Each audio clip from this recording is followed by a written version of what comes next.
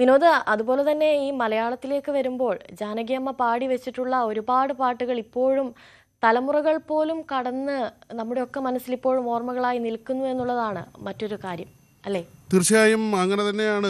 നിരവധി ഗാനങ്ങൾ നമുക്ക് തലമുറകളിലൂടെ വരുമ്പോൾ എത്ര തലമുറകളിലാണ് ആ ഗാനങ്ങൾ കേട്ടത്, എത്ര ഭാവങ്ങളാണ് കേട്ടത്. ഒരുപക്ഷെ തെന്നിന്ത്യയുടെ വാനമ്പാടി എന്ന വിശേഷണത്തിന് അർഹയായ ആ പരാമർശം അല്ലെങ്കിൽ അങ്ങനെ ഒരു പേര് അന്വർത്ഥമാക്കുന്ന തരത്തിൽ തന്നെയായിരുന്നു ജാനകിയമ്മയുടെ ഈ സംഗീത ജീവിത സബരിയ.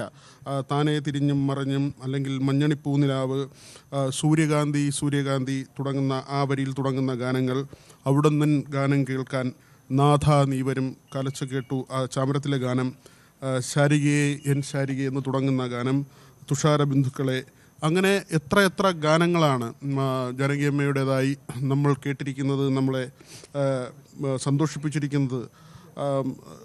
ഒരുപക്ഷെ തേവർ മകനിലെയൊക്കെ ഗാനങ്ങൾ അത് ഇപ്പോഴും റീമിക്സായി വരുന്ന ഗാനങ്ങളുണ്ട്. ഇഞ്ചി ഇടുപ്പഴക എന്ന ആ ഗാനം കമൽഹാസനും രേവതിയും അഭിനയിച്ച ആ ഗാനം എത്ര കാലം കഴിഞ്ഞിട്ട് എത്ര വേർഷനിലാണ് ആ പാട്ട്, എത്ര തലമുറകളിലെ കുട്ടികളാണ് അത് വീണ്ടും വീണ്ടും പാടുന്നത്, അത് എത്ര വേർഷനിലാണ് ആ ഗാനം വരുന്നത്. അത് ഇന്നും എവർഗ്രീനായി അതിൻ്റെ ആദ്യത്തെ രൂപം നിൽക്കുന്നു. ജാനകിയമ്മ പാടിയ പാട്ട് അങ്ങനെ തന്നെ നിൽക്കുന്നു എന്നത് തന്നെയാണ് ഏറ്റവും പ്രധാനപ്പെട്ട കാര്യം. കേരള സംസ്ഥാനത്തിൻ്റെ പുരസ്കാരങ്ങൾ: സ്ത്രീ എന്ന ചിത്രത്തിന് പുള്ളിമാൻ, ചന്ദ്രകാന്തം, ആലിംഗനം, മദനോത്സവം, തകര, മഞ്ഞിൽ വിരിഞ്ഞ പൂക്കൾ, നാഥ, ചാമരം, നേരത്തെ ഈ പറഞ്ഞ ഗാനമാണ്, അണിയാത്തവളകൾ. ഇതെല്ലാം തന്നെ 1980 ഈ അവസാനത്തെ 3 സിനിമകളിൽ പുരസ്കാരം ലഭിച്ചത്. ഓപ്പോൾ, ഇത് ഞങ്ങളുടെ കഥ, അങ്ങനെ കാറ്റത്തെ കിളിക്കൂട്, ആ തരത്തിൽ എത്രയോ ഗാനങ്ങൾ മലയാളിക്ക് സമ്മാനിച്ചു. അതിന് കേരളം ജാനകിയമ്മയെ അഭിമാനത്തോടു കൂടി ഓർക്കുന്നു, അവരെ നന്ദിയോടെ സ്മരിക്കുന്നു. നമുക്കിങ്ങനെ ഒരു ഗാനത്തിൻ്റെ വലിയൊരു ശേഖരം തന്നതിന്, നമ്മുടെ സുഖ ദുഃഖങ്ങളിൽ, നമ്മുടെ യാത്രകളിൽ, നമ്മൾ ഒറ്റയ്ക്കിരിക്കുമ്പോൾ, നമ്മൾ സുഹൃത്തുക്കളുമായിരിക്കുമ്പോൾ, അങ്ങനെ ഏതെല്ലാം അവസരങ്ങളിൽ എത്ര മനോഹരമായ ഗാനങ്ങളാണ് ജാനകിയമ്മയുടേതായി നമ്മൾ കേൾക്കുന്നത്. നമ്മുടെ മനസ്സിനെ സാന്ത്വനിപ്പിക്കുന്നത്, നമ്മുടെ മനസ്സിനെ സന്തോഷിപ്പിക്കുന്നത്, നമുക്ക് മറ്റ് ദുഃഖങ്ങളെല്ലാം മറന്ന് കുറേ സമയമെങ്കിലും ഈ പാട്ടുകൾ കേട്ടിരിക്കാൻ കഴിയുന്നത്. അങ്ങനെ നമ്മുടെയൊക്കെ ജീവിതത്തിൽ വലിയ സ്വാധീനം ചെലുത്തിയ ഒരു മഹാഗായികയാണ് വിട പറയുന്നത്. ഒരുപക്ഷെ ഏക മകനാണ് ഉണ്ടായിരുന്നത്. മകൻ്റെ വിയോഗത്തിന് ശേഷം വളരെ ദുഃഖത്തിലായിരുന്നു ജാനകിയമ്മ എന്നത് വളരെ സ്പഷ്ടമായൊരു കാര്യമാണ്. അതിനുശേഷമാണ് ഈ ഗാനരംഗത്ത് നിന്ന് മാറി നിൽക്കാനുള്ള ആലോചന പോലും ഉണ്ടാകുന്നത്. ആ തരത്തിൽ ഒരുപക്ഷെ ജീവിതത്തിൻ്റെ അവസാന നാളുകളിലൊക്കെ വിഷമമുണ്ടാകുന്ന ഒരു ഘട്ടമുണ്ടായിട്ടുണ്ടാകും.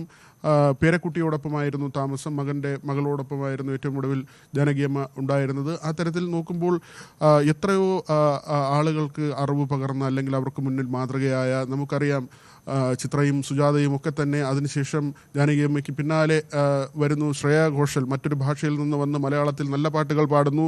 പക്ഷേ അവർക്കെല്ലാം തന്നെ ഒരു മാതൃകയായി പാട്ടിൻ്റെ വഴിയിലായിരുന്നാലും ആളുകളോട് എങ്ങനെ പെരുമാറണം, ഏത് തരത്തിൽ ഇടപെടണം എന്ന കാര്യത്തിലൊക്കെ തന്നെ ഒരു ലാളിത്യത്തിൻ്റെ മുഖമായി, അതൊരു മാതൃകയായി ജാനകിയമ്മ നിൽക്കുന്നു. അതുകൊണ്ട് തന്നെ പാട്ടിൻ്റെ വഴിയിൽ മാത്രമല്ല, ഒരു ജീവിത ശൈലിയിൽ പോലും മാതൃകയാണ് ജാനകിയമ്മ എന്ന് പറയേണ്ടിയിരിക്കുന്നു. അനുശ്രീ, 20 ഭാഷകൾ, 48,000-ഓളം ഗാനങ്ങൾ ജാനകിയമ്മ പാടി വെച്ചതിന് ശേഷമാണ് നമ്മളൊക്കെ വിട്ട് പോകുന്നു എന്നുള്ളതാണ്. 4 ദേശീയ ചലച്ചിത്ര പുരസ്കാരം നേടി.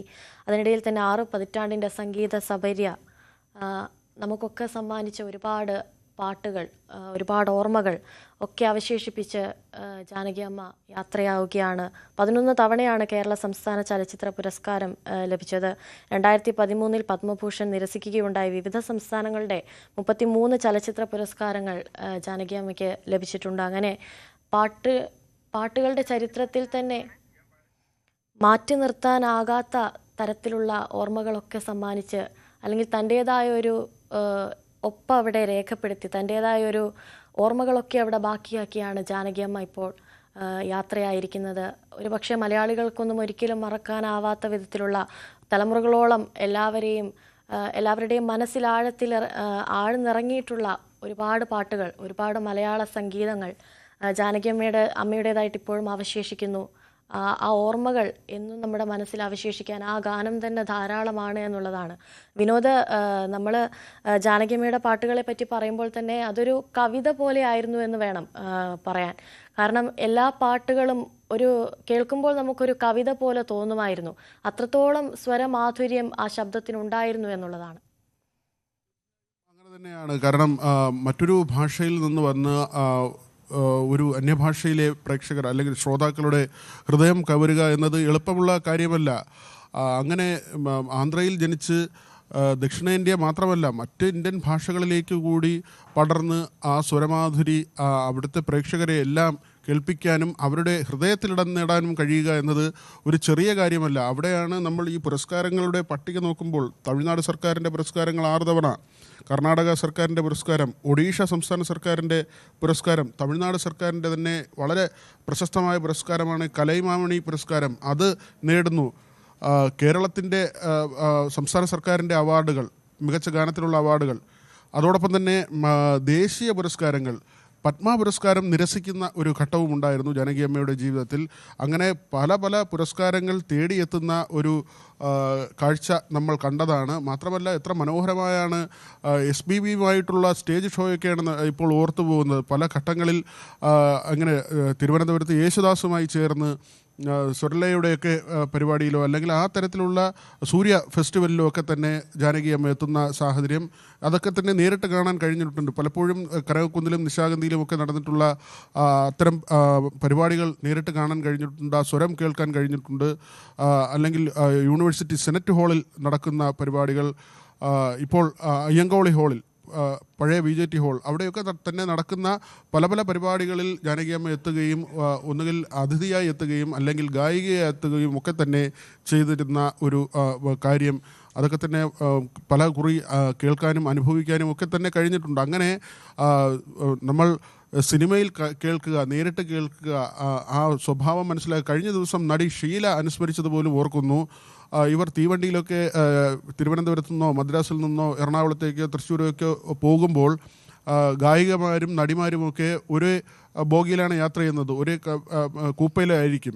ആ സമയത്ത് ഈ നടിമാർ പാട്ട് പാടുകയും ഗായികമാർ, ജാനകിയമ്മ ഉൾപ്പെടെയുള്ള ആളുകൾ നൃത്തം ചെയ്യുകയും ചെയ്യും. കാരണം വ്യത്യസ്തമാണ്. സിനിമയിൽ വരുമ്പോൾ നടിമാരാണ് നൃത്തം ചെയ്യുന്നത്, ഗായികമാർ ഗാനാലാപനം നടത്തുന്നു, പാട്ട് പാടുന്നു എന്നതാണ്. പക്ഷേ ഇവരുടെ സ്വകാര്യ സമയങ്ങളിൽ തിരിച്ചാണ് ചെയ്യുന്നത്. നടിമാർ പാട്ട് പാടുകയും ഗായികമാർ അവർക്ക് മുന്നിൽ അവർക്ക് ഇഷ്ടമുള്ള നൃത്തം ചുവടുകൾ വയ്ക്കുകയും ചെയ്യുന്ന തരത്തിലുള്ള അത്രയും സൗഹൃദമായിരുന്നു, ലാളിത്യമായിരുന്നു. അങ്ങനെയുള്ള ഓർമ്മകളാണ് പഴയ തലമുറകളിലെ ആളുകൾ ഓർത്തെടുക്കുന്നത്.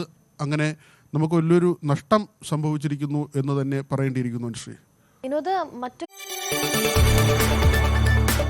കൂടുതൽ വാർത്തകൾക്ക് News 18 Keralam YouTube channel subscribe ചെയ്യുക.